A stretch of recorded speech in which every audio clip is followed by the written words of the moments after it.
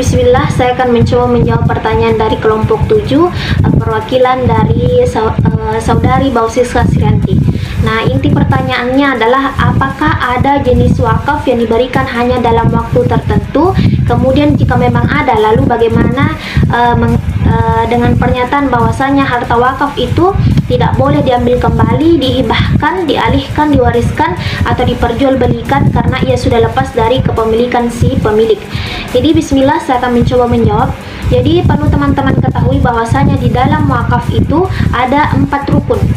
Nah, yang pertama itu ada wakif atau orang yang mewakafkan hartanya. Kemudian yang kedua ada mauquf alaih atau orang yang diberi amanat wakaf. Kemudian yang ketiga ada mauquf atau harta yang diwakafkan. Kemudian yang terakhir ada sigot atau ikrar atau perjanjian di dalam wakaf. Nah, menurut kami pertanyaan dari Saudari Bausiska Srianti ini masuk di dalam rukun ketiga, yaitu mauquf atau harta benda wakaf.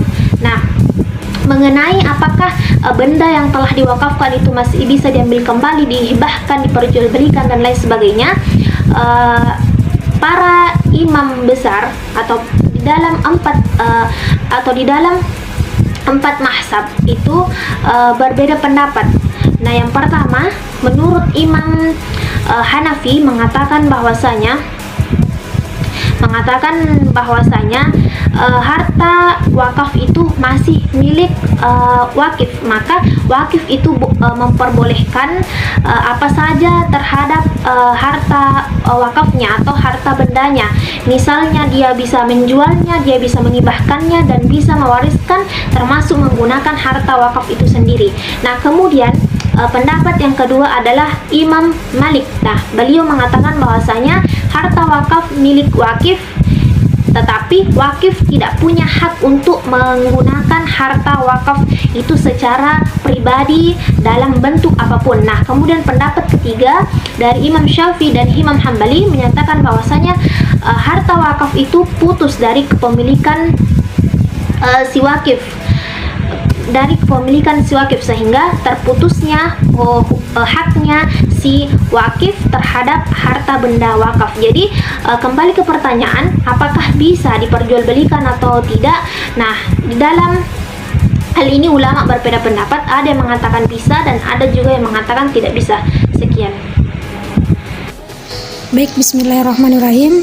Saya akan menjawab pertanyaan dari saudara Faruk, yaitu terkait tentang wakaf.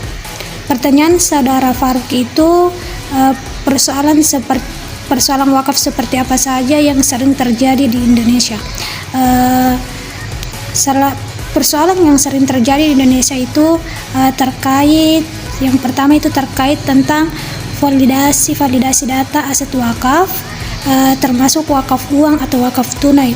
Yang kedua itu peningkatan pengumpulan uang wakaf. Yang ketiga sertifikasi tanah wakaf, dan yang keempat itu sengketa tanah wakaf yang memerlukan mediasi dan advokasi serta ruislap tanah wakaf yang bermasalah. Terus pertanyaan yang kedua dari saudara Faruk itu bagaimana cara seseorang bisa keluar dari permasalahan itu.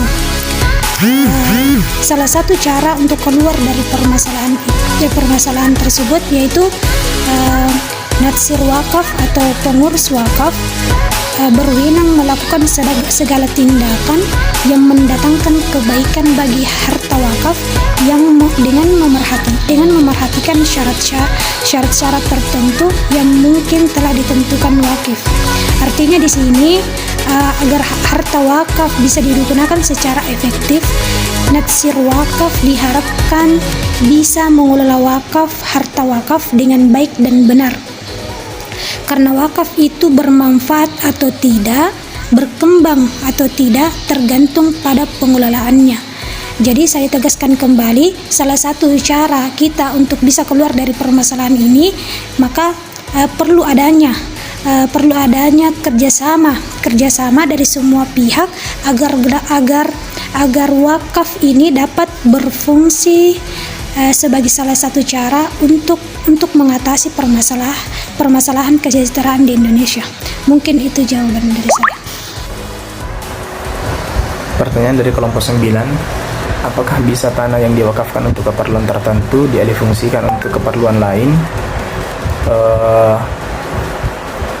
Jawaban kami adalah, sepanjang pengetahuan kami, wakaf adalah, yang dinamakan wakaf adalah memberikan sesuatu atau barang berupa tanah, mungkin tanah atau benda-benda yang lain, kepada orang lain untuk dimanfaatkan kegunaannya. Nah, maka dari itu, apabila dikatakan tanah yang diwakafkan untuk keperluan tertentu, tidak ada yang dinamakan tanah untuk keperluan tertentu kalau sudah diwakafkan. Karena yang namanya wakaf, kita sudah siap memberikan benda tersebut kepada orang banyak untuk digunakan atau dimanfaatkan. Nah, kemudian dikatakan dialihfungsikan untuk keperluan lain.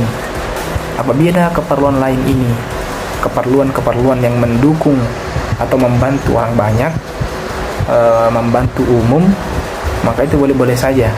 Apabila yang tadinya tanah ini dialihfungsikan untuk keperluan tertentu kembali, maka ini tidak dibolehkan karena itu sudah menyalahi hukum wakaf tersebut, definisi wakaf tersebut. Maka dari itu, tanah yang sudah siap diwakafkan tidak boleh digunakan untuk keperluan tertentu kembali, namun harus diberikan secara penuh untuk orang lain agar dapat digunakan atau dimanfaatkan. Syukran.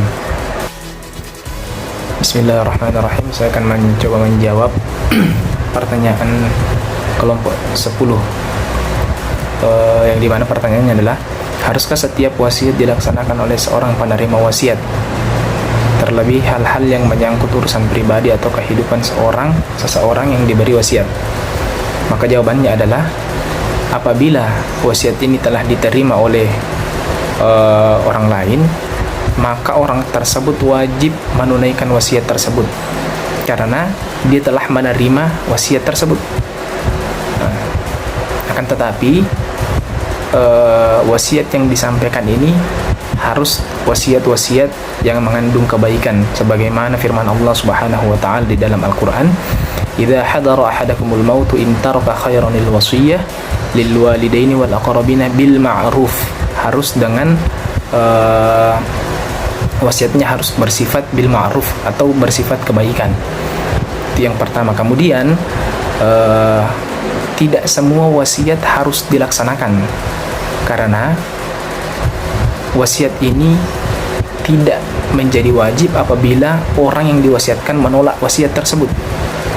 Jadi boleh wasiat ini ditolak apabila orang tersebut mungkin tidak sanggup melakukan wasiatnya atau dia susah menunaikan wasiat tersebut, maka dia berhak atau dibolehkan menolak wasiat tersebut. Dan apabila wasiatnya ditolak, maka akad dari wasiat tersebut batal atau gagal. Itu jawaban dari kelompok kami atas pertanyaan yang diajukan kepada kami. Bismillah, saya akan mencoba menjawab pertanyaan dari saudari Firda Ayu Julianti, perwakilan dari kelompok 11, di mana mengatakan bahwasanya di dalam Quran Surah Ali Imran ayat 92 yang dimana menganjurkan menyedekahkan sebagian harta yang dicintai seperti halnya wakaf. Nah, pertanyaannya, apakah kalimat tersebut ditujukan hanya pada orang yang mampu dan berlebihan harta saja? Mohon penjelasannya pemateri. Baik, saya akan menjawab.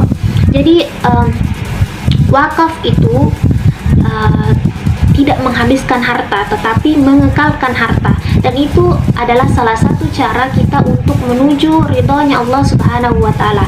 Dan wakaf itu kita tidak hanya merasakan manfaatnya di dunia saja, tetapi kita juga bisa merasakan manfaatnya di akhirat juga. Dan salah satu manfaat atau keistimewaan atau keutamaan dari wakaf adalah wakaf itu akan menebarkan kebaikan dan meringankan beban orang-orang yang membutuhkan seperti fakir miskin, kemudian anak yatim, janda, orang yang tidak punya pekerjaan, kemudian para pejuang di jalan Allah, kemudian pengajar, penuntut ilmu, dan lain sebagainya. Jadi pertanyaan, apakah kalimat tersebut ditujukan untuk orang-orang yang mempunyai harta saja? Menurut saya iya, karena karena di dalam wakaf itu ada syarat-syarat wakaf. atau syarat-syarat orang yang berwakaf. Nah, yang pertama adalah memiliki secara penuh harta tersebut. Nah, kemudian yang kedua adalah berakal, yang ketiga adalah berusia balik dan bisa bertransaksi, kemudian yang terakhir adalah mampu bertindak secara hukum. Nah, ada juga syarat-syarat harta yang diwakafkan. Nah, yang pertama adalah harta yang diwakafkan itu harus barang yang berharga, kemudian yang kedua adalah harta yang diwakafkan itu harus jelas dan ditentukan apa yang harus diwakafkan. Yang ketiga adalah harta yang diwakafkan itu harus pasti milik dari orang yang akan mewakafkan. Dan kemudian yang terakhir adalah harta itu haruslah mesti milik harta si pewakaf sendiri. Jadi menurut saya kalimat itu ditujukan kepada orang-orang yang mempunyai harta atau mempunyai kelebihan harta, karena salah satu yang saya katakan tadi bahwasannya salah satu manfaat dari wakaf adalah bisa meringankan beban para saudara-saudara kita, yatim piatu, fakir miskin dan lain sebagainya. Syukron. Baik, selanjutnya saya akan menjawab pertanyaan dari saudari Siti Nurafiko, yaitu bisakah pemateri menjelaskan 4 macam hibah secara singkat dan mudah dipahami. Baik, macam-macam hibah yaitu yang pertama yaitu hibah umrah, yaitu umrah adalah sejenis hibah yaitu apabila seseorang menghibahkan sesuatu kepada orang lain selama hidup, dan apabila yang diberi hibah itu meninggal, maka barang tersebut kembali lagi kepada orang yang memberi. Dan yang kedua itu hibah ruqabah, seperti seseorang berkata, rumah ini untukmu secara rokobi, saling menunggu kematian. Jika pemberi yang meninggal lebih duluan, maka barang tersebut menjadi miliknya. Sebaliknya, jika penerima yang meninggal lebih duluan, maka barang tersebut kembali kepada pemilik awal. Ijab yang seperti ini hakikatnya adalah pinjaman. Dan yang ketiga itu hibah bil iwad, yaitu suatu pemberian yang dilakukan dengan mengharapkan imbalan atau penggantian dari pihak yang diberi. Dan yang keempat itu hibah bil syar, yaitu suatu akad yang dilakukan dengan sistem hibah apabila syarat dan perjanjian sudah dipenuhi dan sesuai dengan peraturan yang ada, maka akad hibah ini dianggap paling aman dan juga paling sesuai karena bisa sampai kepada orang yang menerima. Mungkin itu saja dari jawaban saya.